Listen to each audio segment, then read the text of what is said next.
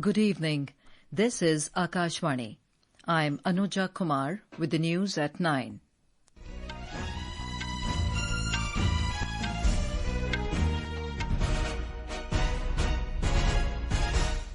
The headlines. Government approves 4 new semiconductor manufacturing units with outlay of nearly 4,600 crore rupees. Also gives nod to Phase 1B of Lucknow Metro Rail project. 18th International Olympiad on Astronomy and Astrophysics begins in Mumbai. Prime Minister Narendra Modi asserts India deeply committed to nurturing scientific curiosity and empowering young minds. Parliament passes new income tax bill set to replace 1961 Act. Also clears National Sports Governance Bill and National Anti-Doping Amendment Bill. Retail inflation in the country eases to 8-year low of 1.55% in July. And India's Namrata Batra scripts history by winning country's first ever medal in Wushu at World Games in China. Clinches Silver in women's 52 kg category.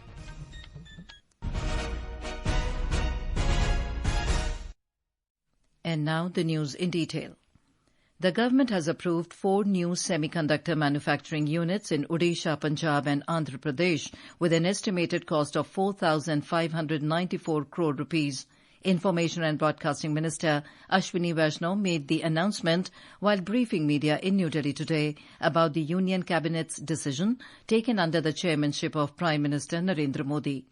आज 4 semiconductor projects approve हुए हैं, 2 उड़ीसा में, एक पंजाब में और एक Andhra. 4,594 crore rupees के investment से 2022 में जब सेमीकंडक्टर मिशन लॉन्च हुआ, माननीय प्रधानमंत्री जी का दूरदर्शी नेतृत्व है, जिसके तहत उन्होंने एक लॉन्ग टर्म स्ट्रैटेजी के तहत काम चालू किया और कंप्लीट इकोसिस्टम पे ध्यान देने का प्रधानमंत्री जी का हमेशा मार्गदर्शन रहा। तो अब complete ecosystem design, wafer fabrication, packaging, manufacturing of components, assembly, testing, final production, हर चीज पे, इलेक्ट्रॉनिक्स के हर सेक्टर पे, हर डायमेंशन पे काम चल रहा है।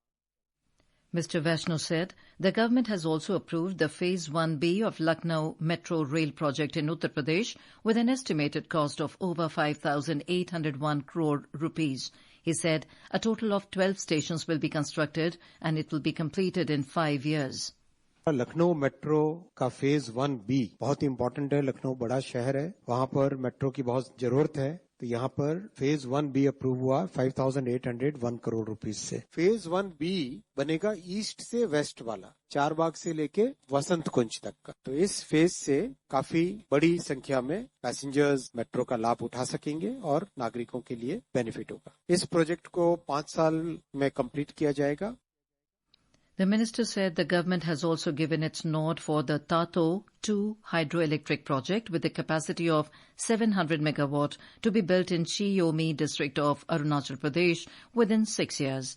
The project will provide a stable source of electricity in the region and boost regional development. The 18th International Olympiad on Astronomy and Astrophysics kicked off in Mumbai today.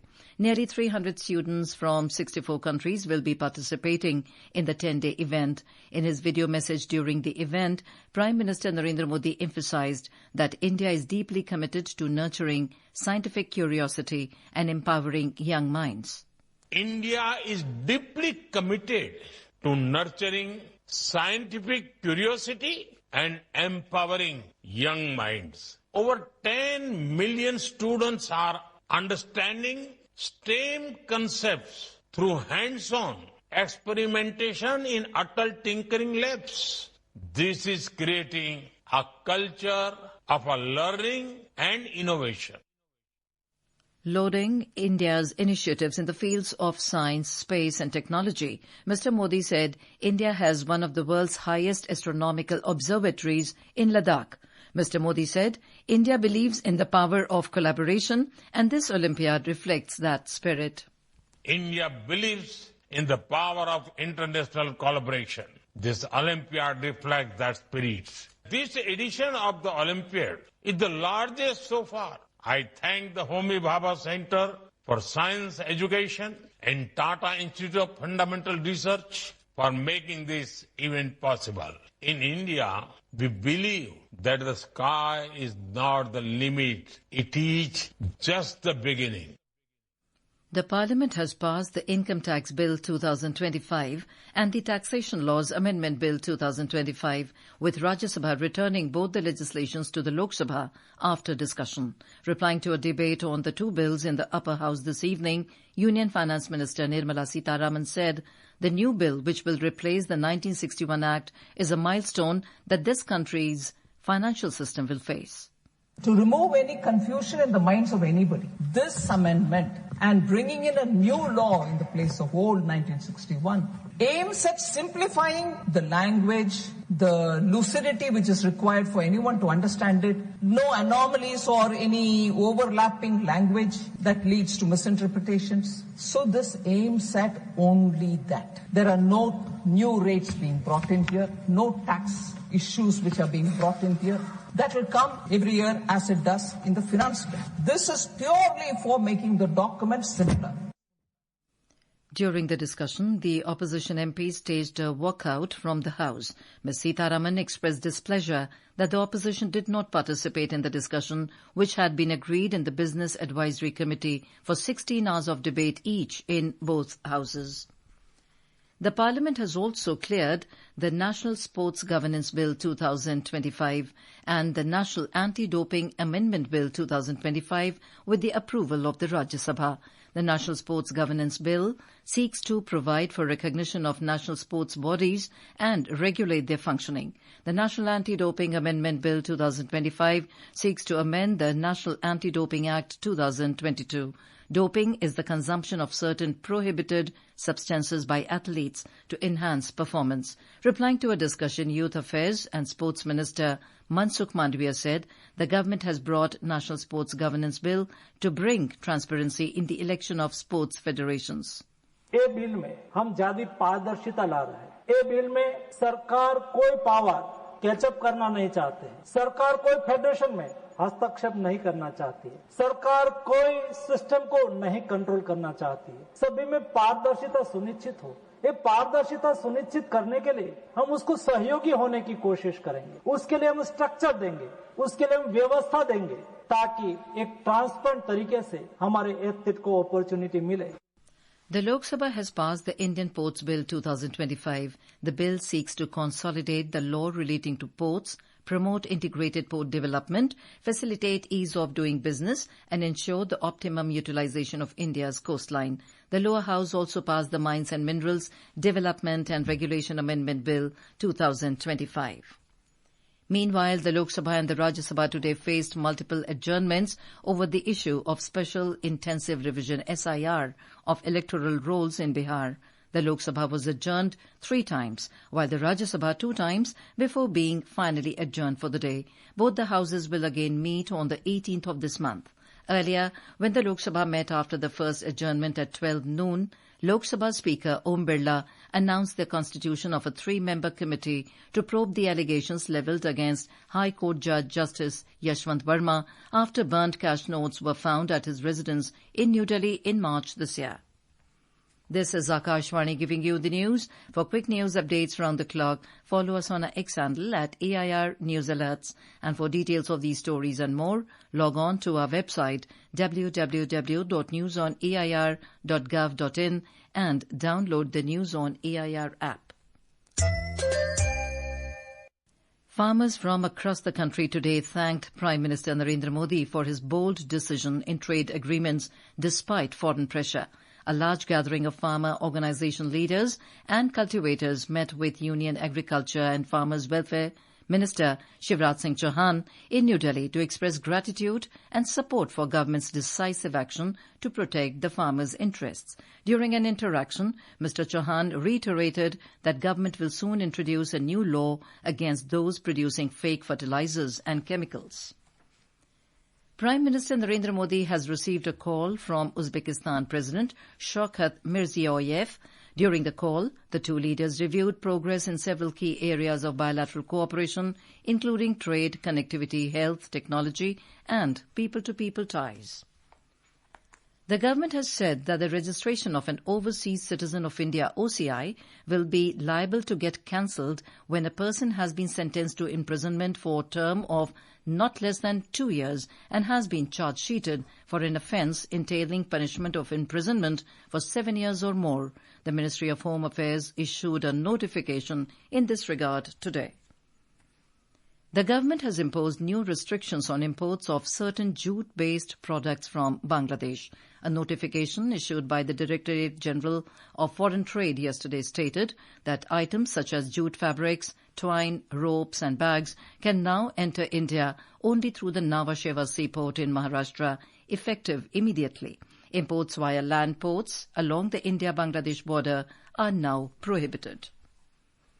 India reaffirmed its commitment to a free, open and rules-based maritime order grounded in international law during a high-level UN Security Council debate on maritime security in New York. Representing India, Secretary West in External Affairs Ministry, Tanmay Lal, highlighted India's Mahasagar vision, emphasizing the strategic importance of sea routes for trade, energy and communication.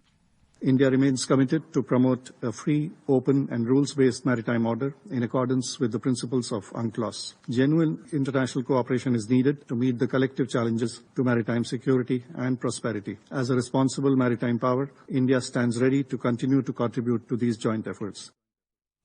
India's retail inflation moderated to 8-year low of 1.55% in July, down from 2.1% in June. According to data released by the Ministry of Statistics and Programme Implementation, it is the lowest year-on-year inflation rate after June 2017.